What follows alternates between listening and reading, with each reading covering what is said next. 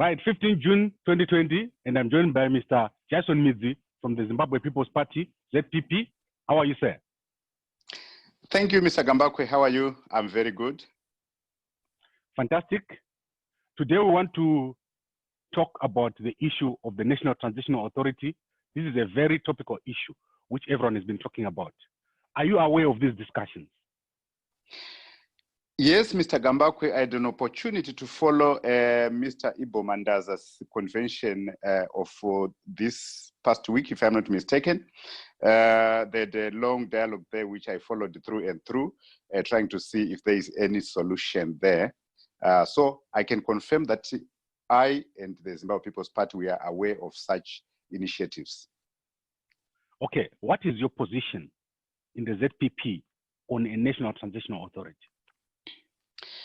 Yes, we would want to say it's a very good initiative, but the practicality of it is questionable. Because if you look at those discussions, the major players who were supposed to attend those discussions, we have decision, they actually did not attend. People like Mr. Victor Matemadanda from ZANU-PF, he didn't attend, although he had agreed to attend initially as per the report. Also, what is questionable is that people like Mr. Jonathan Moyo, who is one of the renowned commentators in Zimbabwean politics, he didn't attend and there was no apology from him. Maybe it was there to the organizers, but we were told that he was going to attend, but he didn't attend. Also, you find that this man called Pastor Shingimunyeza, if I'm correct, is one of the advisors to the president in the PAC, Presidential Advisory Committee. He denied his role. He denied to represent in that meeting as a member of the PAC. So he sought to attend it just as a citizen. So that tells us that the practicality of it is very, very questionable, but it's a good initiative. Okay. In your party, as ZPP, do you have a position paper on a transitional authority? It's not anything we can produce because it's not practical in Zimbabwe. Okay. So you don't think it's possible to have a National Transitional Authority bringing together technocrats to midwife Zimbabwe into a new kind of dispensation? Who would they be operating under? And do we think ZANU-PF, the way they love power and the way they believe and say they won the 2018 elections, would you just want to have everybody just come in and disturb whatever they are doing? Because ZANU-PF, if you go to them, they believe they are doing a good job. That's the funny part of it. So such a thing is not practical. But so in ZPP, we don't follow impractical things or things that are not practical because you end up stressed. Okay. Is there no likelihood then that Zimbabwe could be plunged into chaos if the current economic crisis continues? What we are seeing as ZPP is the evolution of Zimbabwean politics. Our politics is evolving. So let's leave it to take its course. And let's be prepared to also participate in an evolved political Zimbabwe, a Zimbabwe that will, fancy or that will come up with the kind of leadership that it wants. We may go around backing that we want democracy, we're a democratic country, but maybe our institutions, all of them, if you look at them, ZANU-PF, MDC, all these other political parties, there is no democracy in them, in the parties. So the country may not be ready as a whole to talk about democracy. So the country's politics is undergoing evolution. So let's give the country an opportunity. But an NTA is just a dream that will just come without fruits like all other dreams that we have had. So as ZPP, we don't want to even get into such discussions because they will not bear any fruits and results, because we know ZANU-PF are in their trenches. They believe they're doing a good job.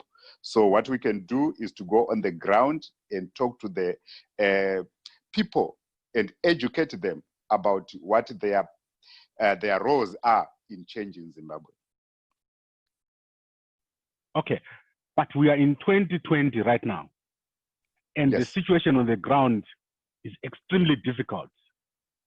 Don't you think a solution needs to be found which does not depend only on ZANU-PF? The situation in Zimbabwe at the moment, it's a bit tricky. We are at a point which I can call a crossroad, but Zimbabweans are too hungry to get into any mass action of any sort. You can talk about it on Twitter or social media, but no one will follow you. You just end up yourself as an isolated entity. So what I foresee is Zimbabweans will always go for elections. ZANU can win by hook or crook, but still the time shall come when people will say, we now want the value of our votes. That's what we are looking forward to. Okay, but you're part of the opposition. Do you think the opposition in Zimbabwe is able to remove ZANU-PF? A political party is not formed to remove another political party. A political party is formed to be an alternative government. And also, if we are an opposition political party, our duty is to keep the ruling political party on its toes, to keep demanding results. But any political party that can come to you and tell you that we want to remove ZPP, we want to remove MDC, we want to remove ZANU-PF, that's cheap propaganda. Because such people who hold you on a standstill for the next 100 years, just telling you we want to remove so and so. It's high time Zimbabweans be told what they should be given by leadership. We want to give water, we want to give electricity, we want cities that are not flowing sewage. That's what opposition political parties should be selling, not removing another party, because it was, we heard of that from other parties and it never happened. We are now 20 years down the line. It has never happened. Okay, but Zimbabwe is a military government. If you see what happened in 2017, the military took a part in a great deal of effort in removing Mugabe. We have a lot of people from the military in ministries and even as a vice president. This is what the biggest political party in Zimbabwe, the MDC, says they don't want. Are you saying that the current status is correct? We should continue with this kind of government? The current status may not be correct, but it's not avoidable, because we are dealing with an Africa which is full of corruption, an Africa which is full of people who want to hold on to power. You find it everywhere in Africa. You go to Kenya, it's the same thing. So Zimbabwe is not a new thing of such of state capture. Its African politics is evolving, like I said, and we need to follow this evolution. And maybe we may speed it up by reforming, because if you look at the ZPP, our position is we want to reform these political parties, liberation political parties, because they are connected to the military, because they were an army that they came with from the liberation war. So they will forever be connected to the military.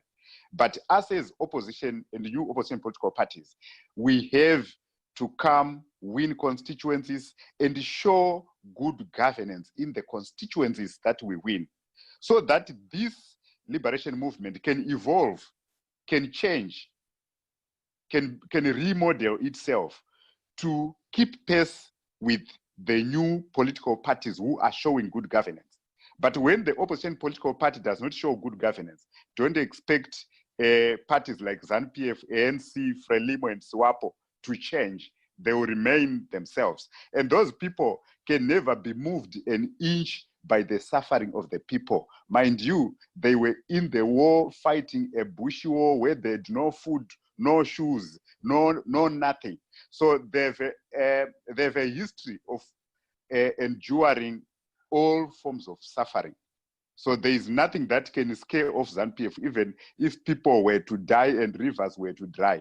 We only have to unite as a nation, work together, show them what good governance is. And from there, we'll evolve and be a good country. Okay, so let us summarize what you said. You've said that an NTA is not possible in Zimbabwe. It's a non-event because ZANU-PF did not subscribe to it. They actually let people talk and talk so that they can gather data and see what you are planning and act accordingly. Okay. You've said that the opposition parties in Zimbabwe do not have good governance, and that's one of the problems. Yeah. Right? Yes. And you've said that the current environment in Zimbabwe does not allow people to demonstrate. So Zimbabweans will never go on the street. Zimbabweans are hungry. Hungry people cannot go on the streets. And Zimbabweans are educated. The only way to make people cowards or to make people not to believe in mass action or war is to educate them. When you are educated, when things don't work, you go to another country to look for a job. That's what Zimbabweans do. So don't expect anyone to pick a gun and say they will fight. It's just a dream that will never come true. Okay, and then you said the best solution is to allow the current ruling party to reform itself or allow nature to take its course. Not to allow the current ruling party to reform itself, not to allow nature to take its course, but Zimbabweans should consider new political parties like the Zimbabwe People's Party, because we are coming with constitutionalism, with good governance, and a very good understanding of what public policy is. So when you give us one word in elections or one constituency, that constituency will be exemplary. That constituency, if it is a hospital, I'm telling you the whole of SEDIC will come and be treated in that constituency. What we are saying is the opposition political parties have been given constituencies by the electorate and they never justified. And they continue to blame the liberation movements to say they are like this, they are blocking this. But it's not only a government that gives you money to run a ward, a city, a constituency. I can give an example of Mavuku Tafara. It's a city constituency. It is if you are a leader, you can make things happen in Mavuku Tafara. You can make sewage a thing of the past. But if you are just that political party, which is a crybaby, you can always say, you see what ZANU is doing. You see what MDC is doing. You see their sanctions. You see this and that. So ZPP is bringing the actual knowledge of how to run a ward, a city, or a constituency. And that will reform ZANU-PF. When they look at the good governance that is happening in a constituency which is being run by the opposition. But if the opposition does a shoddy job, ZANU-PF will not change anything. So they are together in killing the country, but they sell cheap propaganda. It's ZANU-PF, it's MDC. So the electorate is held at, it's like they are in the center being played left, right, and center like this. Go that side, go that side. By people who can't govern even their own political parties. Okay, then let's look at dialogue. Yes. Is dialogue necessary between the MDC and ZANU-PF? People have been clamoring for dialogue, and there's currently Poland. What is your view on dialogue? Dialogue is very, very necessary for Zimbabweans. I cannot talk about MDC and ZANU-PF because they were together in GNU. Yes, they say the GNU was very functional, but we can't see its fruits today, you see. So we want all Zimbabweans to participate in dialogue, regardless of which party or this part or that part. Any party that doesn't want dialogue, I'm not talking about Pollard. Pollard is something else, but dialogue is something else. Okay, why don't you want Pollard? I'm not saying I don't want Pollard as such, but there is nothing we can say is well written down, and there is an undertaking on that Pollard that can save the people. And we haven't seen any results from it. Our party was formed in June 2019, and Pollard was already there. We haven't seen anything. The country is even sinking deeper and deeper in the presence of Pollard, showing that Pollard is unnecessary in the country. It's a waste of money if they are giving money to the people in Pollard. Its presence should bring something good in the country. All right. So what would be your desired outcome from a dialogue? When we are talking about a dialogue, we are talking about Zimbabweans from different corners of the country and different institutions, different sectors coming together with the vision of wanting to see a good Zimbabwe, a Zimbabwe where service delivery is, common practice, where good governance is common practice, where competence is rewarded, not corruption is rewarded with corruption. Okay, should that be led by ZANU-PF or by someone else? A dialogue is not led by anybody, but people can agree to come together to say, look, we need to talk about issues. ZANU-PF may not need to lead a dialogue. Even MDC may not need to lead the dialogue, but people, Zimbabweans, may need to come together and talk. But like I said, dialogue will not, we can continue to talk and talk and talk, and people have talked before. There's been so much dialogue, nothing came. But what's important here is we need to continue following constitutionalism in Zimbabwe. The constitution dictates that after every 5 years, we go for elections. So we need to follow that and evolve our politics and allow our politics to evolve. We are a young country, we are only 40 years old. So there are a lot of things that need to change. But now, let's count on our diaspora, where I'm also sitting. We have seen what works. That's why we have new political players like the Zimbabwe People's Party, who will come with a new and vibrant and hybrid dimension, which ZANU-PF and MDC can look at and envy and say, look, this is how to run a ward.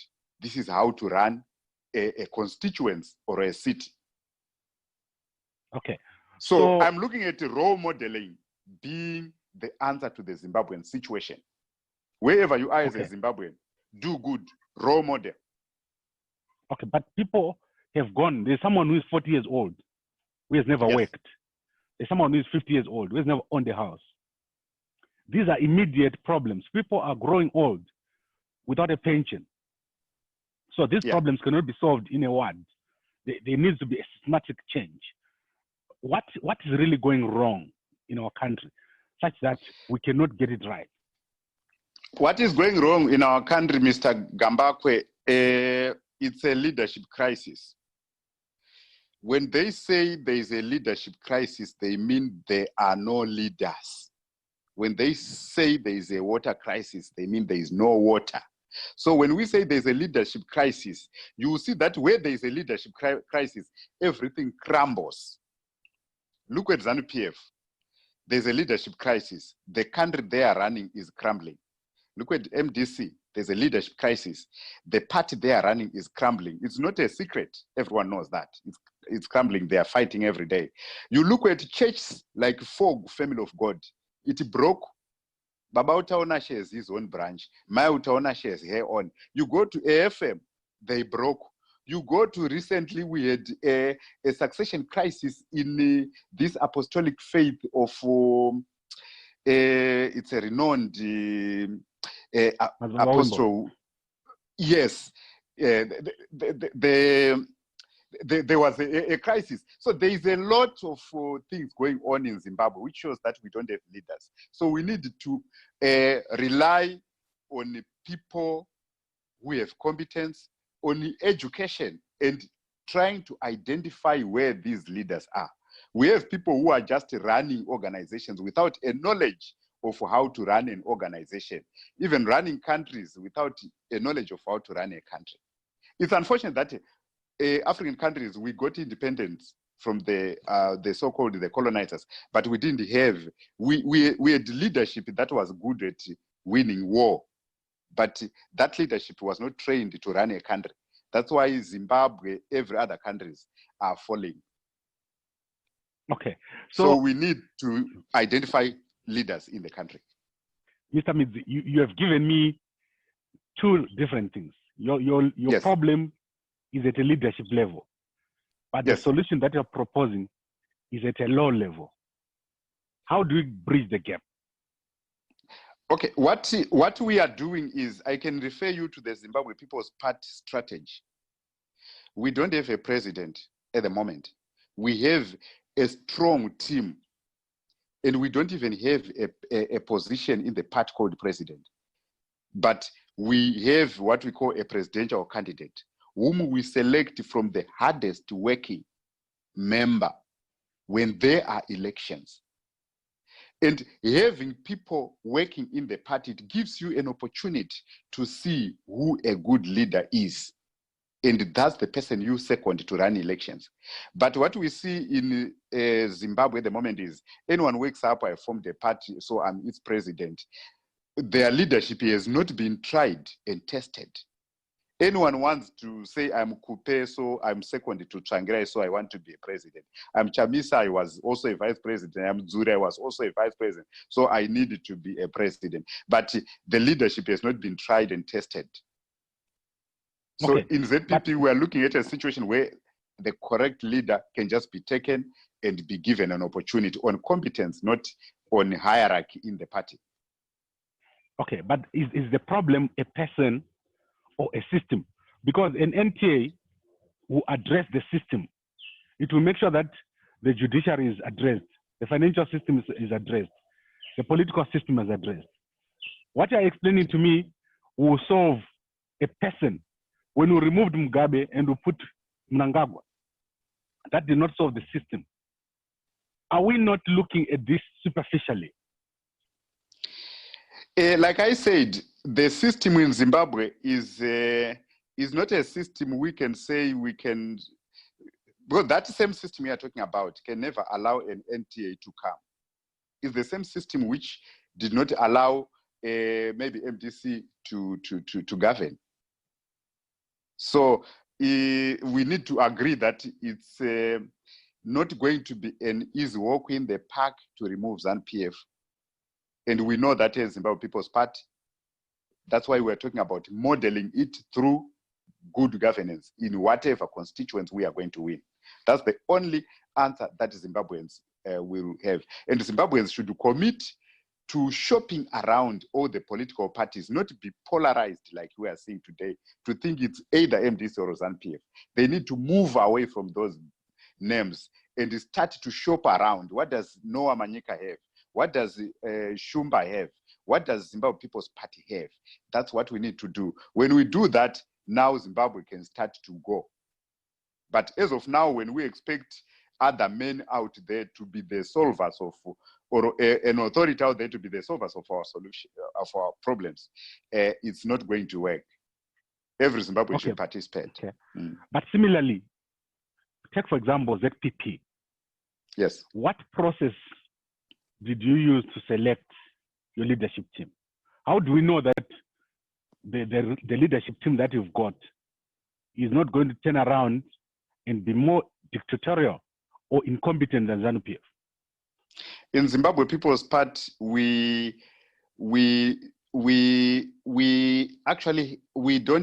have what we call fluidity in leadership. There is no one who has a permanent jazz in a position in Zimbabwe People's Party. If you are not delivering, you go. We don't do a Congress, because Congress, it means you can keep a person who cannot produce anything for 6 years and nothing will happen. But we use a hire and fire situation. You come today, do a bad job, tomorrow, see you next time. because we are looking for those good leaders who can run Zimbabwe. Anyone who has come in across ZPP will know that it's not a joke there. When you join there, you do the job that you're assigned to do, or if you fail, you go. So that's how we are trying to groom ourselves and gear ourselves for governance of a nation. Okay, so can you tell me a bit more about your leadership? Who are the people right now who are there? The Zimbabwe People's Party has got two wings. It has got the parliamentary side and the party side, all falling under a team of directors. These directors are five: a director of finance, director of research, director of communications and publicity, the director of education and policy development, and director of protocol. Those departments are ready and geared to solve the problems that Zimbabwe has. So we don't have those positions like political commissar, chairman, what, secretary general, blah, blah, blah, blah. We are looking at a country which is on autopilot. Then our party is structured in a way which is ready to solve the problems of Zimbabwe. That's why we have researched. Now we are looking at Mr. Jaison Midzi. Yes. Can you tell us who is Mr. Jaison Midzi? I just want to use this as an example so that people understand. Mr. Jaison Midzi is one of the founders of the Zimbabwe People's Party. He is also the current director of communications and publicity in the Zimbabwe People's Party. He is a Zimbabwean who was at the University of Zimbabwe, graduated in 2003, worked in Zimbabwe, worked in Swaziland, worked in Lesotho, and found myself in Australia, and also working in Australia. And my area is, I'm a mental health practitioner, and also I'm a politician. In Australia, I've run for elections. Zimbabweans in Australia are aware of that.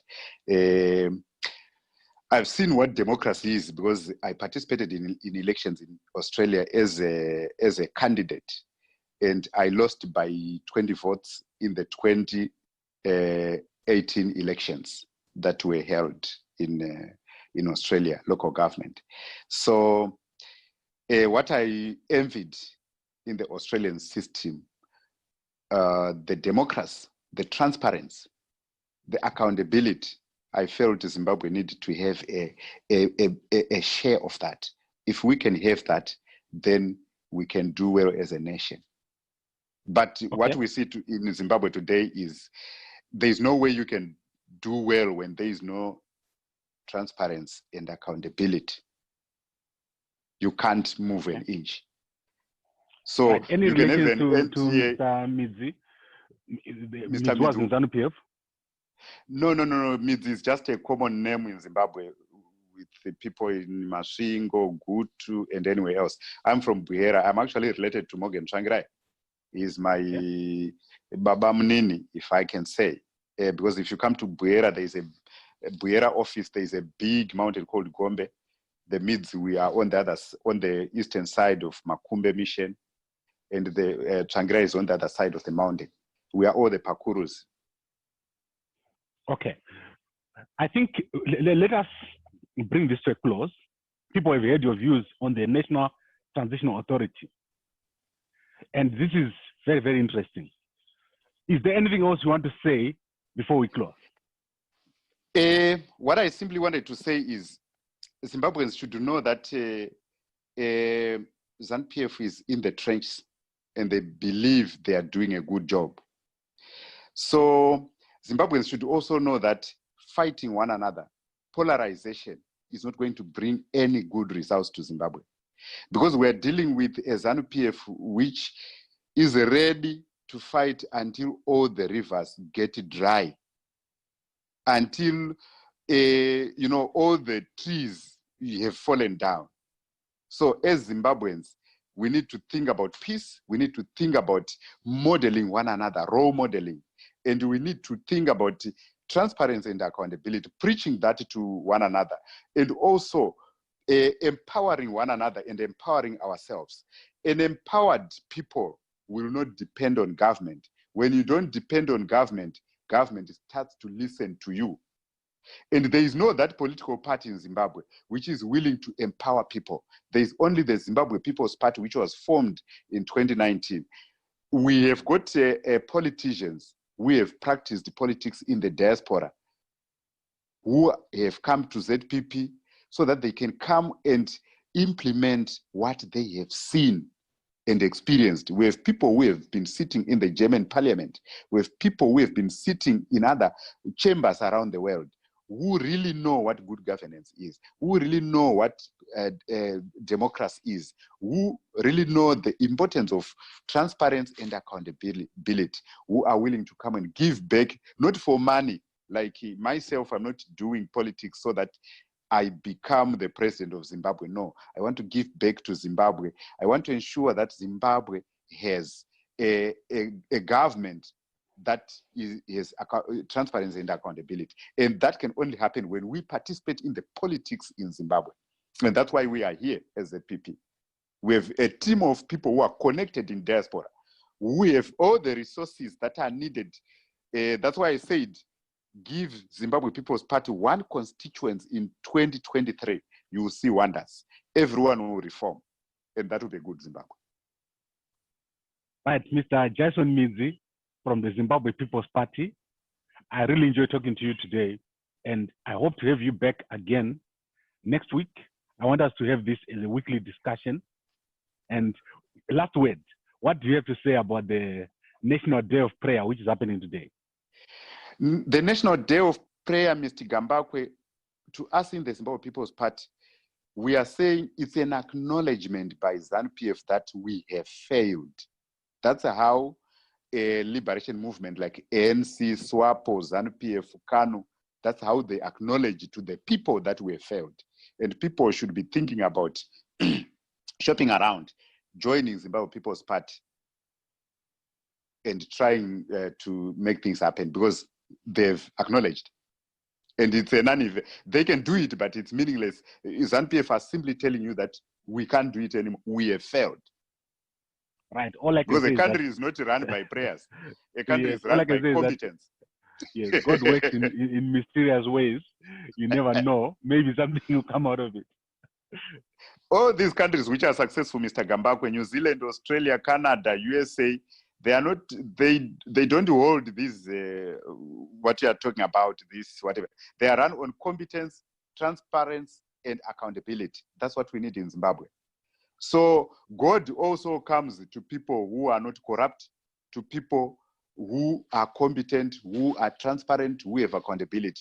God does not endorse short dealings, does not endorse cartels, does not endorse corruption. So it's a case on God to run such a day. Right, Mr. Midzi, I really enjoy talking to you. Your number is on the screen.